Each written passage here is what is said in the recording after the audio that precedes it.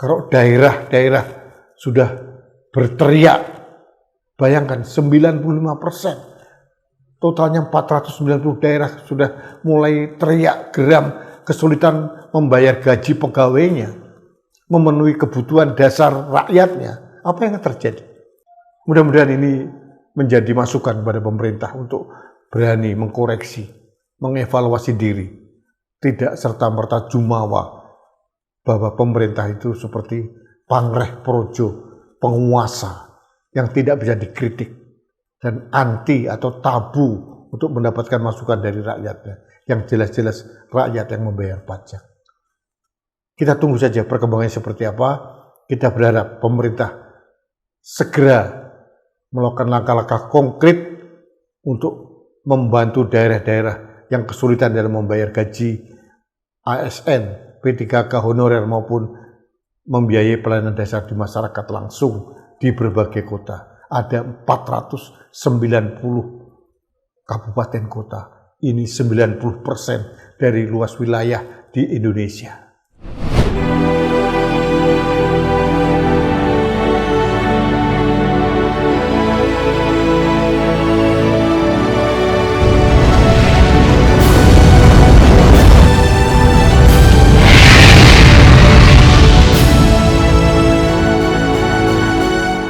Halo sahabat Indonesia, kita bertemu kembali dalam Opini Rudi di Anak Bangsa TV.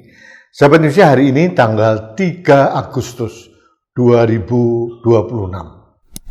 Beberapa hari kemudian kita akan merayakan 81 kemerdekaan Republik Indonesia.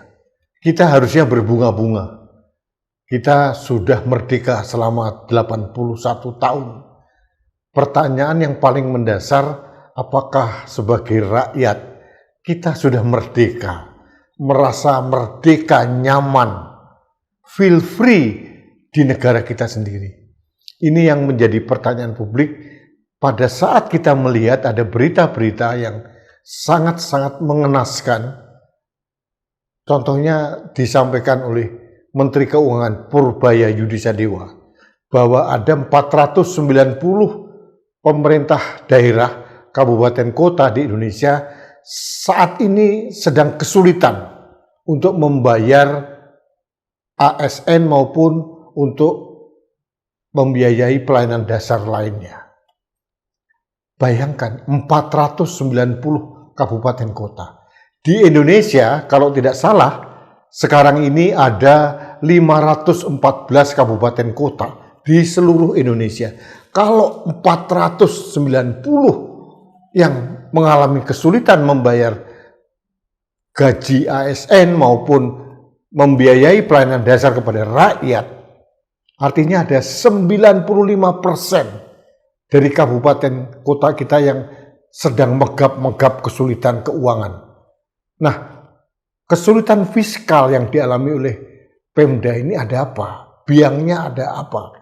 Kita bisa memberikan debat, memberikan argumentasi bahwa harusnya ini kembali pada kepewaian, inovasi kepala daerah agar bisa meng-create pendapatan asli daerah PAD supaya bisa membayar pelayanan dasar terutama.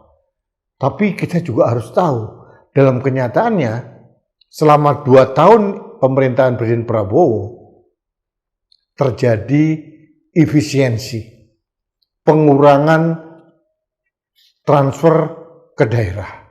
TKD kita mengalami penyesuaian. Ini yang membuat kabupaten kota megap-megap. Kita belum berbicara dengan provinsi. Provinsi tidak mempunyai rakyat langsung. Yang bersentuhan dengan rakyat langsung adalah kabupaten kota. Jadi kesulitan kabupaten kota ini kalau hanya 10 atau 20 itu kita bisa maklumi. Tapi kalau sudah dikatakan oleh Menteri Keuangan 490 kabupaten kota dan rencana akan disuntik oleh pemerintah pusat, ini ada apa dengan manajemen keuangan kita? Apakah kita menuju bangkrut?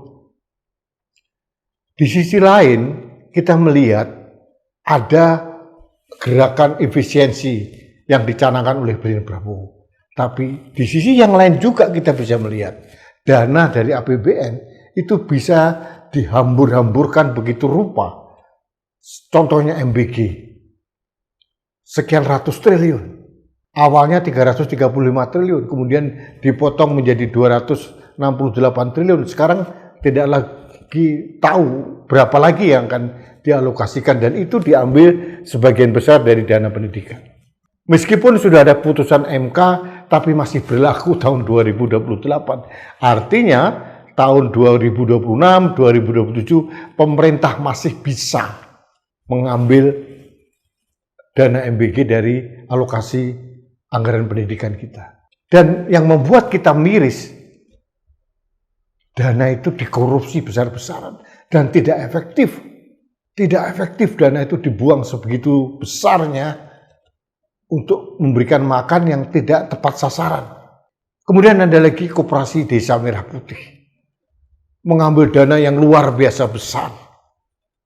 Untuk pelatihannya saja 1 triliun lebih dana yang dipakai. Dibangun di berbagai tempat. Jor-joran, membeli kipas angin aja sampai 1,8 triliun. Belum lagi sekolah rakyat.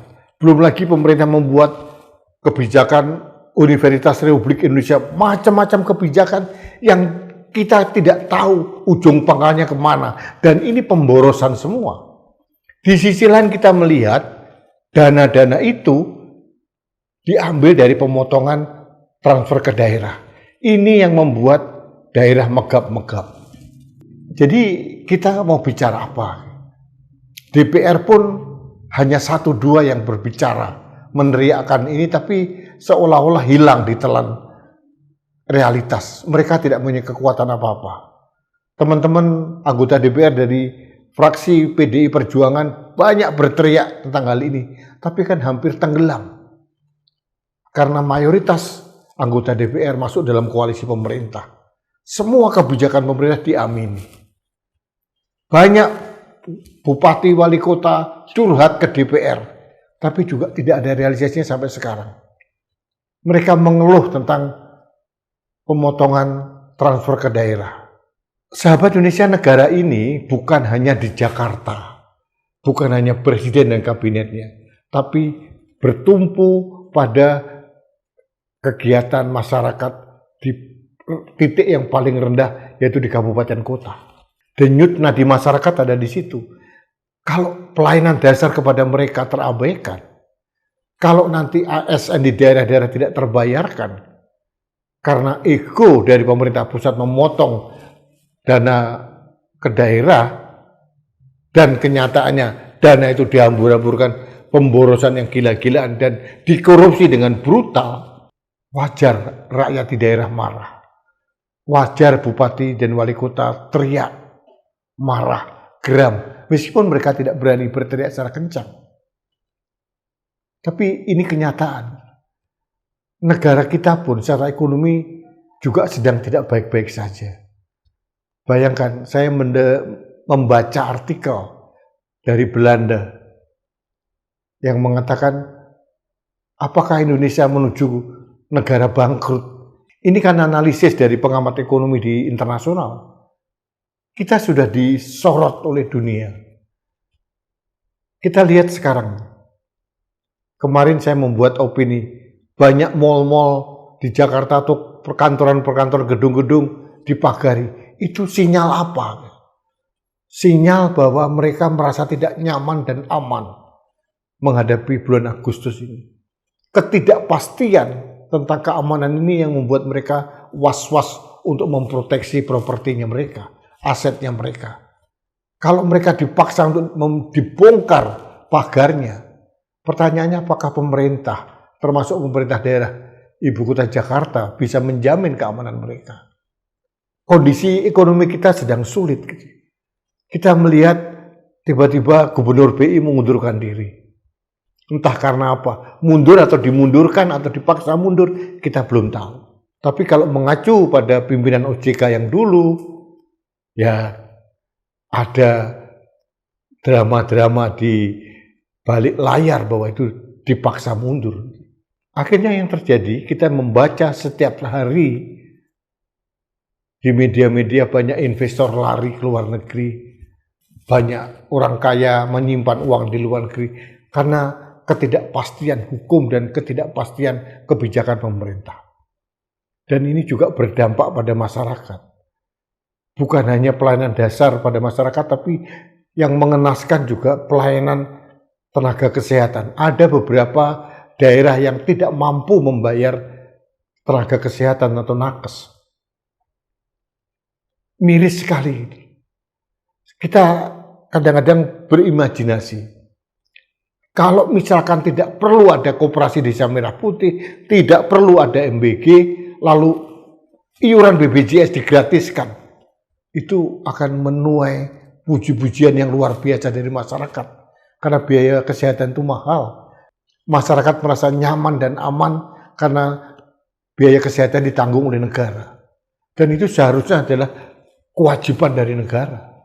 Kalaupun kita melihat tidak perlu ada MBG, tidak perlu ada Koperasi Desa Putih, tidak perlu ada sekolah rakyat, tapi semua sekolah, bukan hanya wajib belajar 9 tahun, wajib belajar 11 tahun, itu gratis semua. Kemudian mahasiswa ditambahin subsidi beasiswanya, riset ditambahkan, itu akan membuat kita nyaman dan aman. Tapi pilihan itu tidak diambil oleh pemerintah. Karena apa? Ego seorang pemimpin yang hanya ingin meninggalkan legacy dari kepemimpinannya. Bahwa di zaman saya ada MBG, di zaman saya ada Koperasi Desa Merah Putih, di zaman saya ada sekolah rakyat. Apa manfaatnya?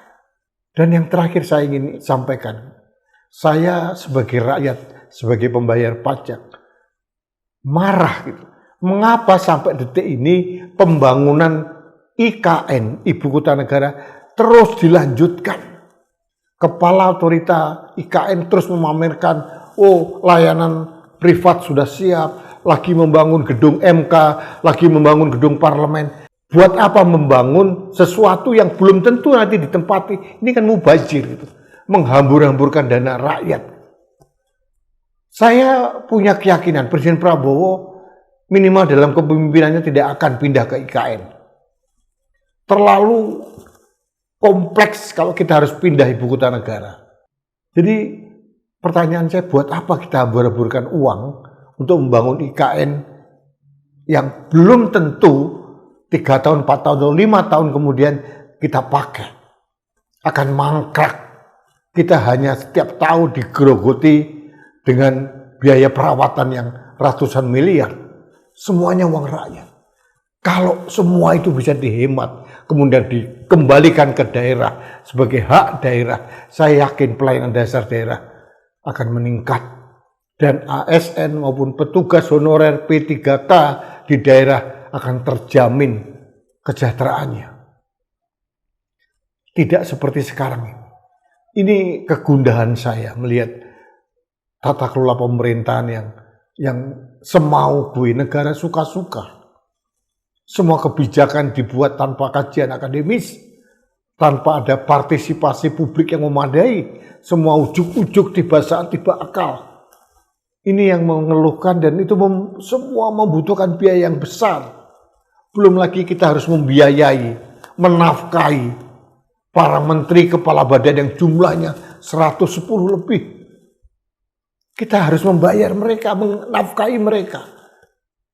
Bukan hanya gajinya, tapi rumah tangga mereka kita nafkahi dari uang pajak rakyat. Seharusnya uang-uang itu bisa dihemat, kita serahkan ke daerah untuk dikelola untuk pelayanan dasar. Untuk membayar gaji ASN, P3K maupun honorer. Untuk menggratiskan biaya BPJS bagi rakyat tidak mampu. Itu jauh lebih bermakna. Saya tidak tahu siapa yang bisa mengingatkan Presiden.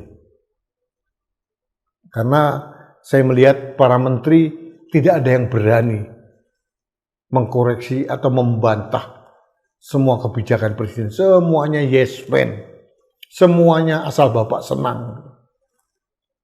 Jangan dipikir kami yang mengkritisi, yang nyinyir seperti ini karena memusuhi pemerintah. Tidak. Justru saya ingin menjaga supaya pemerintah ini bisa tuntas paripurna sampai waktunya. Supaya Indonesia ini tetap aman, nyaman, dan tidak ada kerusuhan di mana-mana. Kalau perut lapar, kalau daerah-daerah sudah berteriak, bayangkan 95%. Totalnya 490 daerah sudah mulai teriak geram, kesulitan membayar gaji pegawainya, memenuhi kebutuhan dasar rakyatnya. Apa yang terjadi? Mudah-mudahan ini menjadi masukan pada pemerintah untuk berani mengkoreksi, mengevaluasi diri, tidak serta-merta jumawa bahwa pemerintah itu seperti pangreh projo, penguasa yang tidak bisa dikritik dan anti atau tabu untuk mendapatkan masukan dari rakyatnya, yang jelas-jelas rakyat yang membayar pajak. Kita tunggu saja perkembangannya seperti apa. Kita berharap pemerintah segera melakukan langkah-langkah konkret untuk membantu daerah-daerah yang kesulitan dalam membayar gaji ASN, P3K honorer maupun membiayai pelayanan dasar di masyarakat langsung di berbagai kota. Ada 490 kabupaten kota. Ini 90% dari luas wilayah di Indonesia. Terima kasih sahabat Indonesia, kita bertemu kembali dalam Opini Rudy selanjutnya. Sampai jumpa.